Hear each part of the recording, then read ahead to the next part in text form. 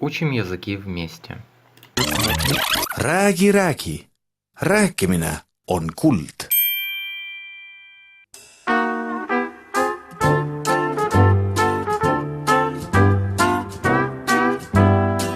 Золотые слова.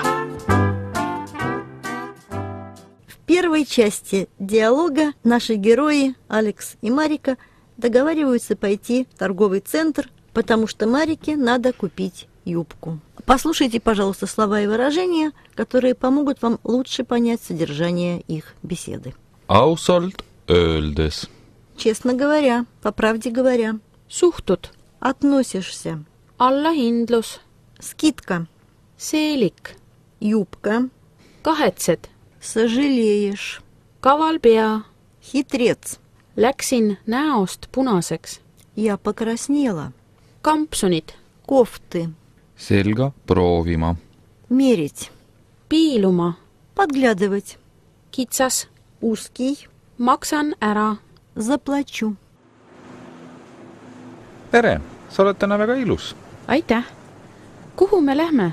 Mida teeme? Ausalt öeldes ei tea. Võib-olla pakud sina midagi? Kuhu tahaksid minna? On üks koht, kuhu ma tahaksin minna, aga ei tea, kuidas sa suhtud sellesse. Huvitav, mis koht see selline on? Kaubakeskus. Viru keskuses on praegu suur allahindlus. Kas sulle meeldib kaubakeskustes käia? Või nagu paljud eestlased ütlevad, shopata? Ise käin väga harva. Sinuga aga lähen hea meelega. Kas sul on konkreetne asi, mida sa tahad osta? Jah, tahan osta endale uut seelikut ja üldse vaadata midagi riietest. Lähme, võib-olla ostan ka midagi. Kuhu me nüüd lähme? Siin on nii palju osakondasid. Osakondi ja poode on tõesti palju, aga algul lähme minu lemmikpoodi. See on teisel korrusel. Lähme eskalaatoriga. Hea, et inimesi ei ole täna nii palju. Kas sa juba kahetsed, et tulid minuga? Mis sa nüüd? Kes siis aitab sul seelikut proovida? Ah, sa kaval pea. Tegin nalja, aga mõte pole paha. Lõpeta.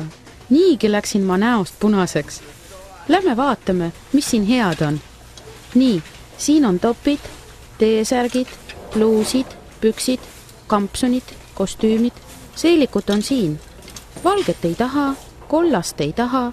Vaata, kuidas see sulle meeldib? Ma ei oska niimoodi öelda.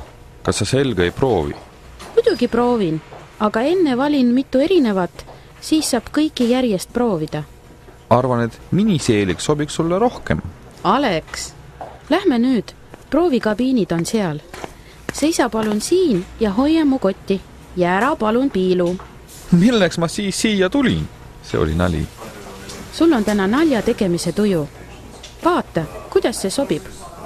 Arvan, et liiga pikk. Sul on õigus. See on tõepoolest liiga pikk. Ja värv ei meeldi mulle ka eriti. Oota, proovin järgmist. Vaata seda. Ei tea, see on kuidagi... Mulle tundub, et see on liiga kitsas. Mul on veel üks proovida. Vaata, mis sa sellest arvad? Arvan, et see sobib sulle väga. Kas sulle meeldib? Jaa, mulle meeldis ka see. See on parim nendest kolmest. Istub hästi, pikkus on paras ja värv on väga ilus. Oota, vaatan hinda. Allahindlusega maksab see vaid 300 krooni.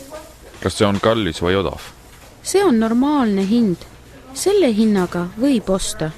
Lähme kassasse. Ma maksan ära. Anna palun mu kott. Võtan rahakoti. Nii, kas mul on nii palju sularaha või pean kaardiga maksma? Ahaa, nii palju küll ei ole. Siis maksan kaardiga.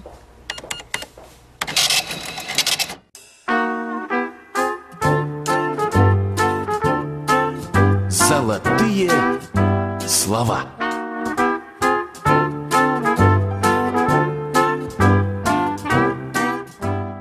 Во второй части нашего диалога Марика и Алекс заходят в бар выпить воды или сока, а потом вдруг Алекс решает купить себе тоже что-нибудь. Они ходят по магазинам, выбирая то одно, то другое, но в результате так ничего и не покупают.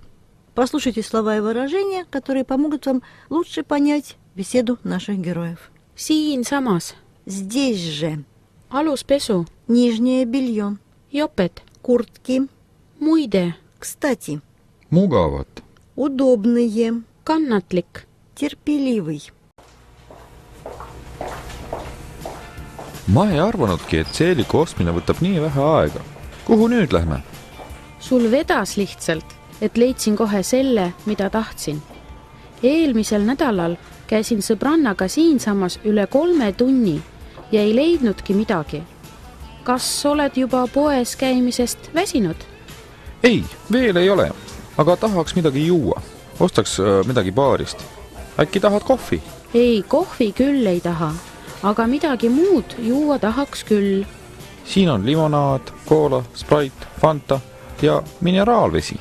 Ma jooks vett, gaseeritud. Jah, pool nakva sobib. Kui me juba siin kaubanduskeskuses oleme, lähme vaatame mulle ka midagi. Sa tahad endale midagi osta? Jah, tee särki. Lähme vaatame, kus on meeste riided. Vaata, siin on igasugused meeste riided. Särgid, aluspesu, teksad, püksid, joped, ülikonnad, pintsakud. Siin peaksid ka teesärgid olema. Kas sa tuled minuga koos kabiini? Alex, lõpeta. Kas sul on mingi lemmikvärv? Ei ole. Tahan midagi heledat. Näe, siin on ilus beige. Kas see meeldib sulle? Muide, mis suurus sul on? XL. Anna ma proovin. Proovikabiinid on vist kõik kinni. Näe, seal on järjekord. Ma ei viitsi ootama. Ei viitsi oodata. Mis me siis teeme? Lähme edasi, vaatame teises poes. Vaatame teisest poest. Siin on spordiosakond. Kas lähme sinna? Lähme, vaatame botaset. Vaatame botaseid. Siin on Nike, Puma, Adidas. Nii naljakas, Adidas. Jah, mõne firma nimetus kõlab eesti ja vene keeles erinevalt. Adidas, Mercedes, Toyota. Vaata, mis number see on? See on 42. Mis numbrit sul vaja on? Mul on 43. Ma lähen küsin suuremat numbrit. Suuremad kahjuks ei ole. On väiksemad. Proovi neid. Need peaksid sulle parajad olema.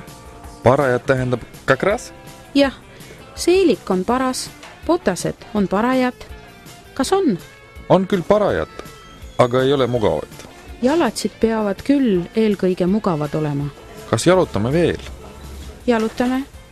Tead, sa oled väga kannatlik. Tavaliselt ei armasta mehed käia mööda poode. Mulle meeldib sinuga koos käia. Mulle ka. Ma ei viitsi enam midagi vaadata. Käime niisama. Okei.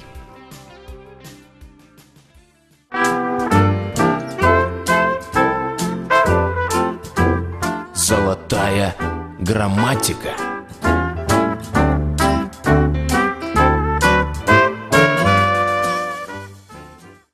Сегодня познакомимся еще с 2 падежами.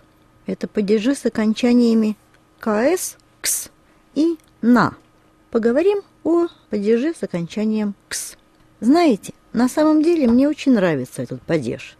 Нравится своей многогранностью. Я даже не скажу вам, каким предлогом переводится это окончание, потому что предлогов много, и нам гораздо важнее понять смысл этого падежа. Давайте попробуем разобраться. Итак, первое. Окончание «кс» используем, когда мы говорим о сроках. Ну, например, «Ta sõitis puhkusele 2 nädalaks».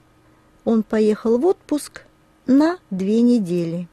Второй случай, когда мы используем это же самое окончание «кс», это когда мы назначаем сроки. Например, «Tule mulle külla kella 5». «Приходи ко мне в гости к 5 часам».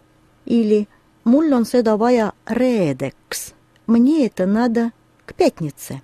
Или всем известное «Palju õnne sünnipäevaks». «Много счастья ко дню рождения». И третий случай, когда используем падеж с окончанием «кс», когда в предложении есть изменение состояния. На самом деле это нетрудно понять. Послушайте. Kevadel lähevad päevad pikemaks ja ilmad soojemaks. Весной становятся дни длиннее, а погода теплее. Или taljaks paksuks, она потолстела. Или laps kasvas suureks, ребенок вырос. Следующий падеж имеет окончание «на». Он рассказывает нам о том, в каком качестве выступает предмет или объект. Мы все привыкли к выражениям «ta töötab arstina», «ma töötan õpetajana» и переводим обычно на русский язык. Он работает врачом, я работаю учителем. На самом деле в эту фразу вкладывается совсем другое значение. Он работает в качестве врача. Работать в качестве кого-то. Арстина, õpetajana, lavastajana, директорина.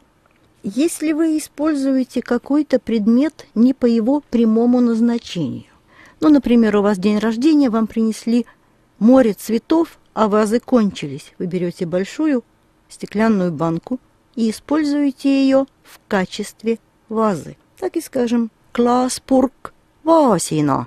Или еще один пример. Inimesena meeldib ta mulle väga, näitlejana ei meeldi üldse.